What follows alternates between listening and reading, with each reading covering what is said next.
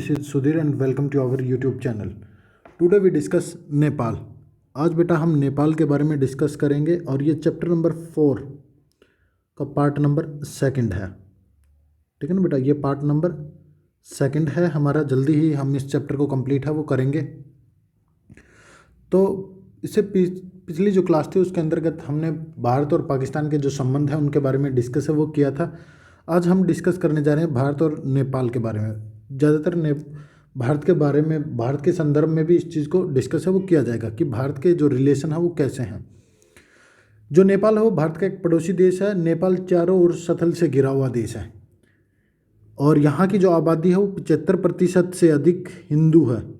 और ये भगवान बुद्ध थे, उनका जन्म भी नेपाल के अंतर्गत है वो हुआ था. और नेपाल एक गरीब देश है और यहाँ पे कैसा है, राजतंत्र से लोकतंत्र, पहले राजतंत्र था फिर लोकतंत्र है वो आ गया. और ये कैसे आया उस चीज़ को भी डिस्कस है वो करते हैं. नेपाल एक हिंदू राज्य है, ये मैंने आपको बता दिया. यहाँ कई वर्षों तक राजतंत्र है वो रहा. यहाँ की जनता तथा राजनीतिक पार्टियों के लिए उत्तरदायी शासन की मांग उठा रहे थे. यहाँ की जो जनता थी और जो राजनीतिक जो पार्टियाँ थी वो क्या कर रही थी, उत्तरदायी शासन की मांग है वो उठा रहे थे. राजा ने सेना की सहायता से शासन पर नियंत्रण बना लिया था. मतलब उसने क्या किया था, सेना की मदद से अपना जो स्थिति है उसको काफ़ी मजबूत है वो बना लिया था, जिसे यहाँ लोकतंत्र की राह रुक गई. जनता लोकतंत्र चाहती थी और यहाँ की जो जनता है, लोग थे, वो लोकतंत्र को चाहते थे. इसलिए जनता ने लोकतांत्रिक सरकार की मांग के लिए आंदोलन का रास्ता अपनाया. और इन्होंने क्या किया, लोकतंत्र को अपनाने के लिए आंदोलन करना माना. राजा के बाध्य होकर 1990 में लोकतांत्रिक संविधान की मांग मानी. कि जो राजा था उसने बाध्य होकर, मतलब मजबूरी के अंतर्गत मान लिया कि आप पहले एक संविधान की जो मांग है उसको मान लिया राजा ने और पहले उस संविधान को बना लीजिए. 1990 के दशक में नेपाल में माओवादी अपना प्रभाव हो वो जमा चुके थे. माओवादी एक तरह की एक समुदाय है. राजा की सेना और माओवादियों के बीच हिंसक झड़प हुई और काफ़ी बार मतलब आपस में एक दूसरे के आमने सामने है वो भी आए. राजा की सेना, माओवादी और लोकतंत्र समर्थक. देखिए, एक साइड थी राजा की सेना, दूसरी साइड थी माओवादी और लोकतंत्र समर्थक, जो लोकतंत्र को पसंद करते थे वे लोग. 2002 में राजा ने संसद को भंग कर दिया. राजा ने क्या किया, संसद को भंग कर दिया. जो थोड़ा बहुत लोकतंत्र भी था वो भी खत्म हो गया. मतलब वहाँ पे जो कानून, जो संसद थी, राजा ने उसको भंग कर दिया. थोड़ा बहुत जो लोकतंत्र था वो भी पूरी तरीके से समाप्त हो गया. 2006 में एक बड़ा आंदोलन हुआ नेपाल के अंदर. 2006 में एक बड़ा आंदोलन है वो हुआ. उसके बाद राजा ने अपनी बात मानी और संसद को बहाल कर दिया. अपनी जो बात है मान ली, उनकी जो बात है वो मान ली, किनकी, जनता की बात मान ली और संसद को फिर से बहाल कर दिया या फिर से पुनः दोबारा से स्टार्ट कर दिया. इस देशव्यापी आंदोलन का नेतृत्व 7 दलों के गठबंधन ने किया, माओवादी लोगों ने किया और सामाजिक जो कार्यकर्ता थे उन्होंने इसका समर्थन किया और लोकतंत्र की जो स्थापना है वो करने में एक महत्वपूर्ण जो भूमिका है वो अदा की बेटा.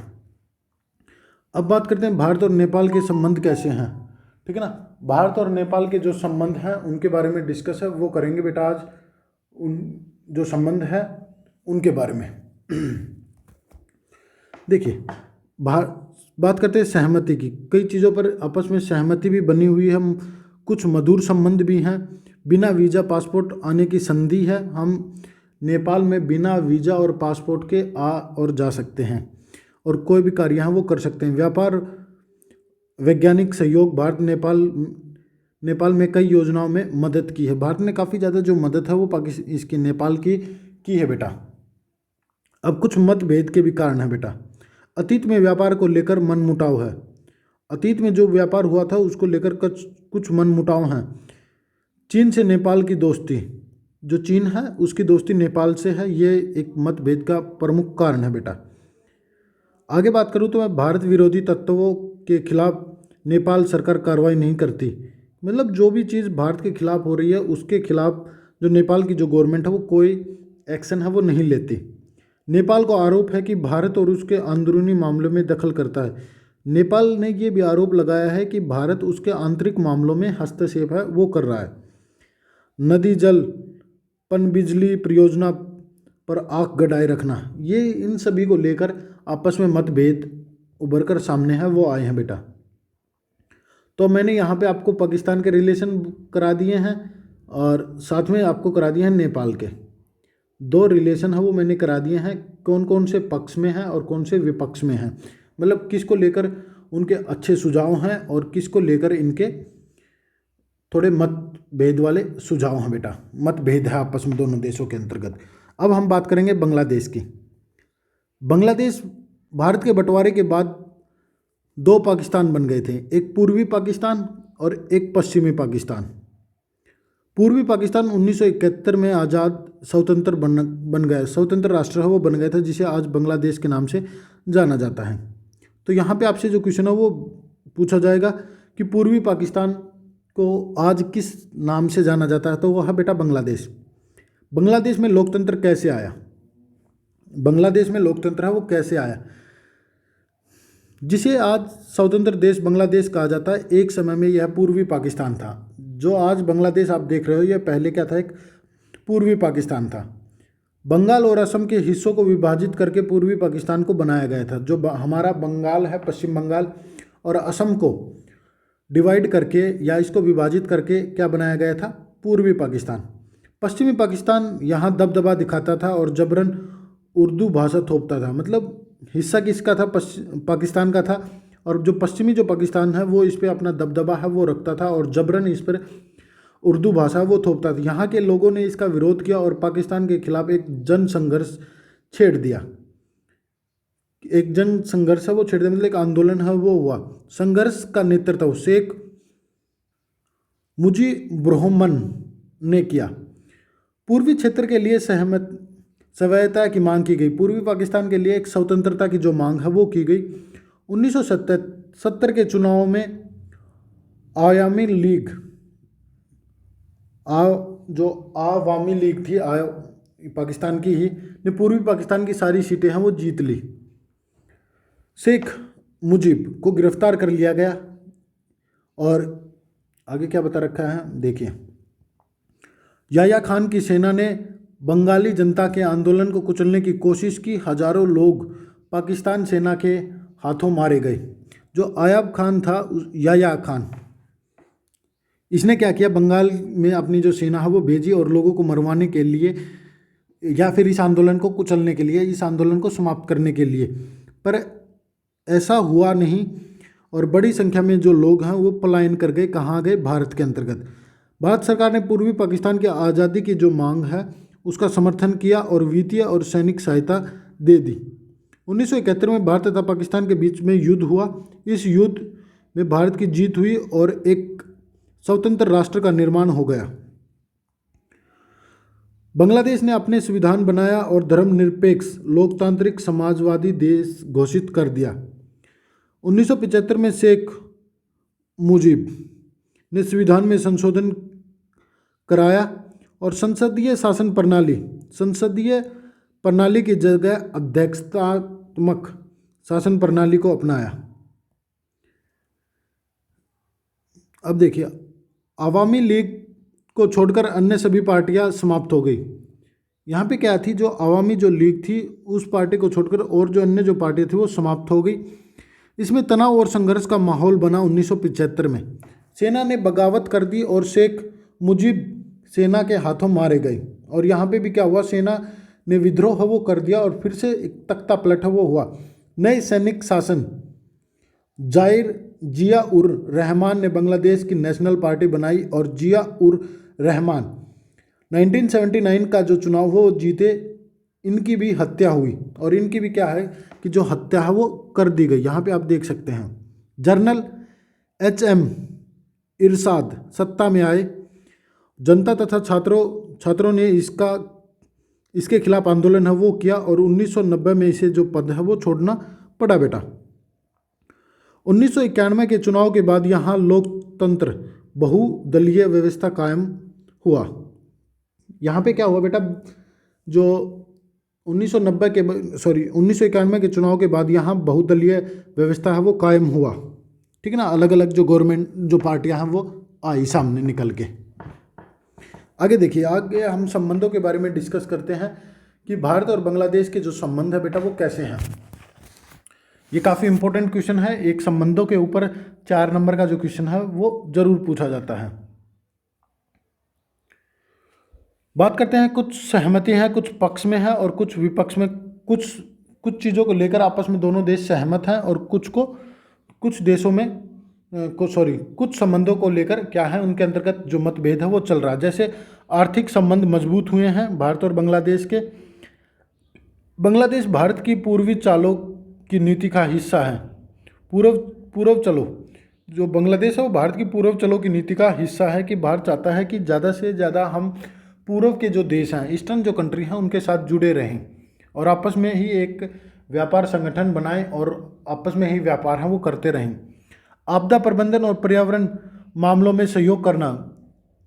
प्राकृतिक आपदाएं आ जाए या फिर कोई भी पर्यावरण समस्या है वो उत्पन्न हो जाती है तो क्या होता है, आपस में यदि एक देश दूसरे देश का जो सहयोग है वो करता है। व्यापार में बढ़ोतरी हुई, ये चीज़ें। अब मतभेद की बात करते हैं बेटा। गंगा और ब्रह्मपुत्र नदी जल हिस्सेदारी में विवाद है। गंगा और ब्रह्मपुत्र नदी के जल को लेकर आपस में दोनों देशों में विवाद है, वो है बेटा। भारत में अवैध बांग्लादेशी रह रहे हैं। भारत में अवैध जो बांग्लादेशी है वो रह रहे हैं, ये भी एक कारण है। भारत विरोधी कट्टर इस्लामी जमातों का समर्थन। भारत क्या कर रहा है कि जो कट्टर इस्लामी जमात हैं, जो ज़्यादातर कट्टर मुसलमान हैं, उनका भारत क्या है विरोध है वो कर रहा है। विरोध खुल के तो नहीं कर रहा, फिर भी इनडायरेक्ट रूप से है वो कर रहा है बेटा।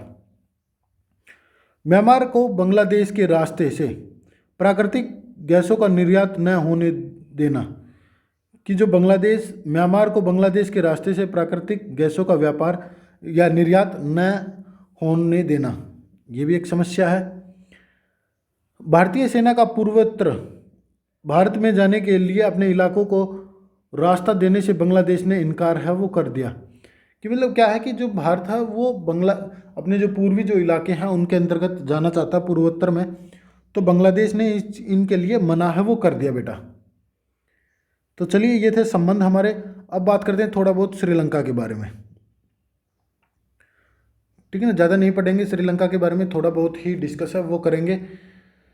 पहले बात करते हैं, श्रीलंका जो आज़ाद हुआ था वो 1948 में हुआ था। ये भी भारत के एक क्या है पड़ोसी देश है।